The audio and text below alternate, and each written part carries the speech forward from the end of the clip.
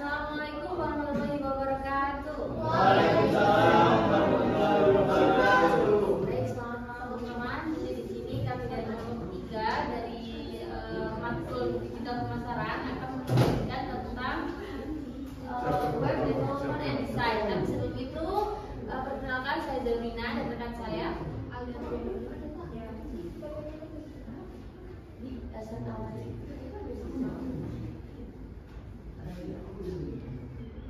Jadi teman-teman, di sini kita akan membahas tentang web development and design. Nah, web development and design ini apa sih? Jadi ini adalah jantung strategi marketing digital. Situs web adalah platform utama yang menghubungkan perusahaan dengan konsumen di era digital.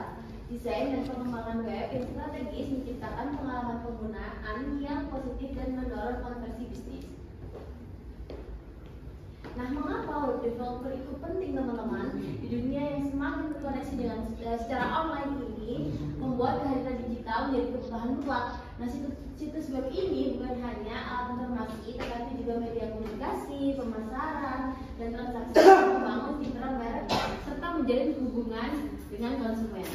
Nah, menurut bukunya Stocks website adalah jantung dari seluruh aktivitas pemasaran digital. Next. Selanjutnya ada peran utama website dalam marketing. Yang pertama ada komunikasi dan informasi, memberikan gambaran lengkap tentang perusahaan, produk, dan layanan. Selanjutnya ada branding. Branding itu seperti desain, warna, dan struktur mencerminkan identitas dan nilai perusahaan. Selanjutnya ada transaksi dan konversi. E-commerce, supermarket, dan pemasaran online mengubah pengunjung pelanggan. Selanjutnya ada analisis perilaku, membaca aktivitas pengguna, mengamati tren dan efektivitas kampanye. Selanjutnya ada tahapan pengembangan. Yang pertama ada perencanaan. Perencanaan itu menetapkan tujuan, target audiens, dan struktur strategis. Selanjutnya ada desain dan wireframing, membuat rancangan tampilan dan alur navigasi yang intuitif. Yang ketiga ada pengembangan teknis, membangun situs dengan HTML, CSS, JavaScript atau CMS seperti WordPress. Yang keempat ada pengujian, memastikan fungsionalitas, kecepatan, dan efektivitas di berbagai perangkat. Selanjutnya ada pemeliharaan, memperbarui konten dan sistem yang dikelola untuk keamanan dan performa.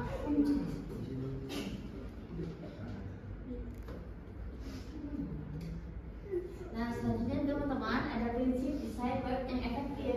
Yang pertama itu konsistensi visual. Nah, kalau kita ingin menggunakan web tersebut, pasti kita harus ada logo, warna, dan tipografi yang seragam untuk memperkuat citra merek dan kepercayaan pengguna. Jadi, pengguna itu tertarik untuk mengunjungi situs web kita.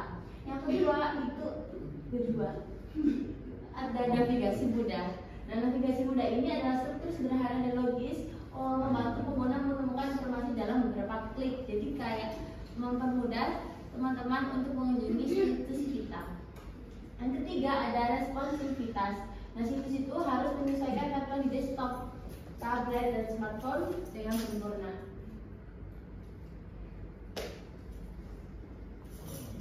Nah, ini juga ada elemen desain kunci lainnya, seperti yang pertama ada kecepatan akses. Nah, optimal cepat meningkatkan kepuasan penggunaan dan peringkat SEO.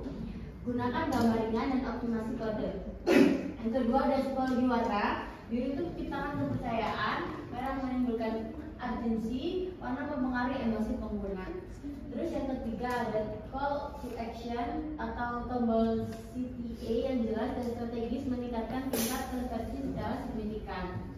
Dan yang terakhir ada konten berkualitas, konten relevan, informatif, dan mudah dibaca dengan heading, daftar, dan paragraf pendek. Selanjutnya ada mengukur kinerja situs web harus diukur secara kuantitatif melalui indikator kinerja utama atau KPI untuk mengetahui efektivitas pencapaian tujuan pemasaran. Yang pertama itu ada simbol bounce rate, itu persentase pengguna yang keluar tanpa berinteraksi semakin rendah semakin baik. Selanjutnya ada conversion rate, presentasi pengunjung yang melakukan tindakan diinginkan seperti pembelian. Selanjutnya ada session duration, yaitu mengukur seberapa lama pengguna bertahan dan berinteraksi di situs. Selanjutnya ada page load time, waktu yang diperlukan untuk membuat halaman, sebelumnya kecepatan sangat penting. Selanjutnya ada alat analisis web terpenting. Yang pertama ada Google Analytics, memantau lalu lintas situs dan perilaku pengguna secara real time dengan data komprehensif. Selanjutnya ada Hotjar, menganalisis interaksi visual seperti klik, scroll, dan area yang menarik perhatian pengguna. Selanjutnya ada Crazy Age, memberikan visualisasi heatmap untuk memahami bagaimana berinteraksi dengan halaman. Nah, selanjutnya ada continuous improvement. Nah, data hasil evaluasi ini digunakan untuk perbaikan dan kelanjutan teman-teman. Tingkatkan halaman dengan bounce rate tinggi, percepat loading, dan optimalkan desain CTA agar lebih menarik dan efektif seperti yang sudah kami jelaskan di slide sebelumnya. Nah, di sini yang pertama ada analisis data. Yang pertama mengumpulkan dan pelajari metrik skor performa situs terlebih dahulu. Yang kedua identifikasi masalah. Nah, temukan area yang perlu diperbaiki dan dioptimasi itu di area mana saja. Nah, yang ketiga ada implementasi solusi. Kita di situ menerapkan perubahan desain dan fungsionalitas yang sudah kita identifikasi masalahnya. Nah, yang keempat terakhir ini ada uji dan monitor. Ini adalah tahapan di mana kita bisa mengevaluasi hasil identifikasi kita dan menyesuaikan dengan tren pasar digital. Kesimpulannya adalah website memiliki peran sentral dalam strategi pemasaran digital modern. Desain dan pengembangan web yang terencana membangun citra merek kuat, meningkatkan kepercayaan pelanggan, dan menciptakan pengalaman pengguna positif yang mendorong konversi. Yang pertama itu ada user centered design, rancang sesuai kebutuhan dan perilaku output untuk hasil maksimal. Terus juga ada strategi jangka panjang. Website adalah aset utama yang terus dievaluasi dan disesuaikan dengan perkembangan teknologi.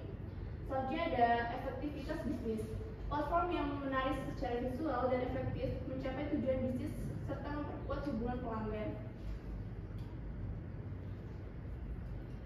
Nah, baik teman-teman, jadi sampai di sini presentasi kelompok kami. Mungkin dari teman-teman ada tanggapan?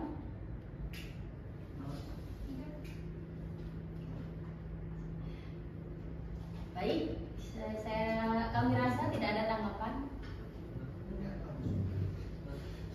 Baik, kami rasa tidak ada tanggapan. Tetapi kami berjelas lebih lanjut dan kami bilang bahwa web ini sangat penting bagi bisnis kita. Karena apa? Karena web ini sangat menguntungkan dan sebagai aset utama kita untuk terus berevaluasi, berinovasi untuk menciptakan platform yang menarik secara visual dan efektif. Begitu teman-teman. Jadi kami rasa presentasi dari kami sudah cukup. Terima kasih atas perhatiannya. Kami mohon maaf bila ada salah kata dan tutur kata kami yang kurang berkenan di hati Anda. Kami tutup. Wassalamualaikum warahmatullahi wabarakatuh.